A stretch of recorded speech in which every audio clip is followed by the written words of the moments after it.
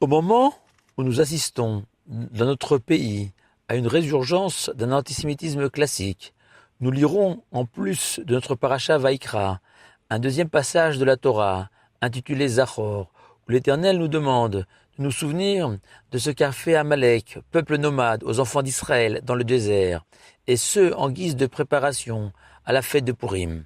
En effet, Amalek est considéré comme l'ancêtre de tous les antisémites de l'histoire, à l'instar d'Aman, premier ministre à Suse, qui il y a 2500 ans tiendra à Assuérus le roi le discours classique de tout antisémite en parlant des Juifs. Il est un peuple éparpillé, dispersé dans toutes les provinces de ton royaume. Leurs lois sont différentes de celles de tout autre peuple. Quant aux lois du roi, il ne les observe point. Il n'est donc point intéressant pour le roi de le tolérer. Pharaon, beaucoup plus tôt dans l'histoire, par crainte de la supposée perfidie des enfants d'Israël, avait cru bon de les persécuter pour annihiler leur pseudo-volonté de révolte contre son pouvoir. Cette même hostilité rencontrée par nos patriarches, Abraham et Yitzhak, en but à la haine des habitants du pays des Canaan, qui ont cherché à leur nuire en leur bouchant leur puits. Comme si la haine de l'hébreu était congénitale et contemporaine de ces patriarches, proclamant leur foi en un Dieu unique et pris d'amour et de justice pour l'humanité. Ce que Rabbi Shimon Bar Yochai résume en quelques mots, c'est une halakha que Esav, symbolisant l'antisémite, déteste Jacob le juif. Et le Rav Moshe Feinstein explique que de même qu'une halakha est éternelle, ainsi la haine contre Yaakov aussi. Dès lors, par la suite de l'histoire, l'antisémitisme a revêtu différentes formes. Partout où les juifs ont habité, parmi les chrétiens comme parmi les musulmans, dans les pays communistes comme dans les pays plus libéraux, jusqu'à l'apocalypse nazie, toujours ces mêmes rengaines, accusant les juifs de tous les maux, tout puissants pour les uns, parasites pour les autres. Et même si les historiens classifient et distinguent les antisémitismes, Rabbi Shimon nous révèle qu'il n'y en a qu'un seul, celui suscité par Jacob et ce qu'il incarne, cette volonté et cet idéal de devenir Israël, la nation chérie de Dieu, pour ses qualités morales hors du commun.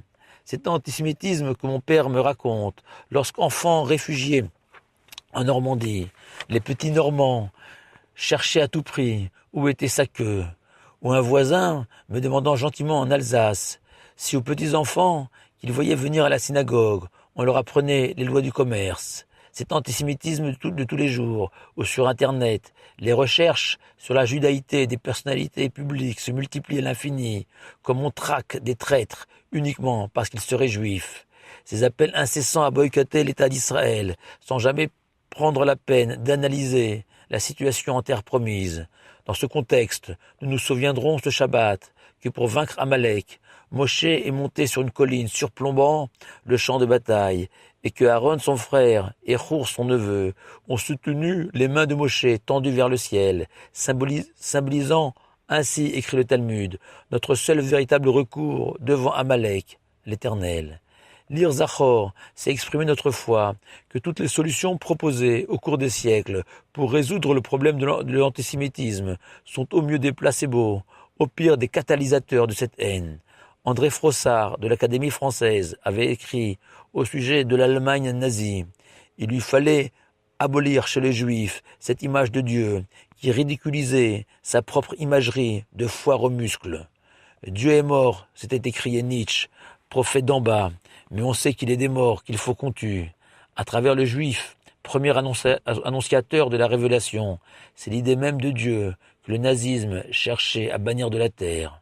Un juif ashkénaze désabusé m'a soufflé à l'oreille « Qu'est-ce que c'est qu'un antisémite ?» Et il m'a répondu « C'est un homme qui déteste les juifs un peu plus que les autres. » Heureusement pour nous, il existe en France et dans le monde des bouées de secours à travers l'océan de l'histoire que le peuple juif traverse depuis des millénaires.